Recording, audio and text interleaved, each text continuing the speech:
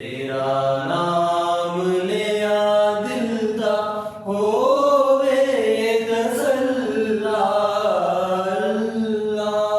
هو اللہ جل شان اللہ۔ حج کا طریقہ: احرام باندھنے کے بعد بلند آواز میں تلبیہ پکارنا چاہیے۔ لبیک اللہم لبیک لبیک لا شریک لک لبیک ان الحمد والنعمت لک والملک لا شریک لک۔ 8 ذو الحج کی نماز ظہر سے لے کر 9 ذو الحج کی نماز فجر تک 5 نمازیں میدان مینا میں ادا کرنی ہیں۔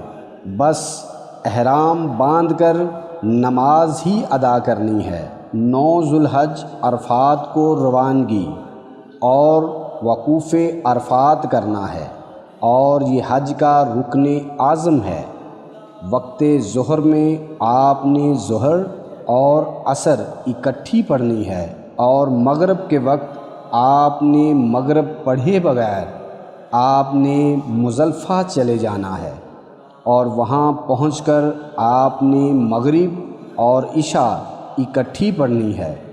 طلوع آفتاب کے بعد حاجی وہاں سے نکلیں گے، لیکن مجبور، لاچار اور کمزور عورت صبح صادق کے وقت بھی نکل سکتی ہے، اور منا آ کر بڑے شیطان کو کنکریاں ماریں، اور 7 عدد کنکریاں مارنی ہیں، اور الگ الگ مارنی ہیں، اکٹھی نہیں پھینک سکتے۔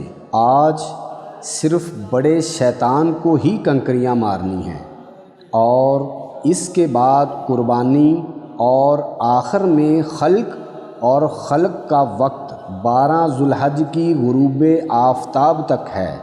اسی طرح طواف زیارت کا وقت بھی 12 ذو الحج کی غروب آفتاب تک ہے۔ طواف کے وقت 2 رکعت واجب طواف بھی آپ نے پڑھنی ہے، اور صفا اور مروہ کی سعی بھی کرنی ہے، اور پھر میدان مینا میں رہنا ہے، اور تینوں شیطانوں کو کنکریاں مارنی ہیں۔